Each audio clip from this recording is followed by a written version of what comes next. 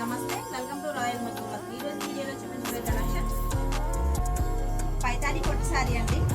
కస్టమర్ది all over sorry వచ్చేసి ఎలా ఉంటుంది బ్రోకెట్ డిజైన్తో. పళ్ళు వచ్చేసి పైతాని డిజైన్ ప్యూర్ పట్టు సారీ అండి. ఈ సారీకి నా దగ్గర ఉన్న మగ్గం బ్లౌజ్ నేను ఎలాగా పేరప్ చేశానండి.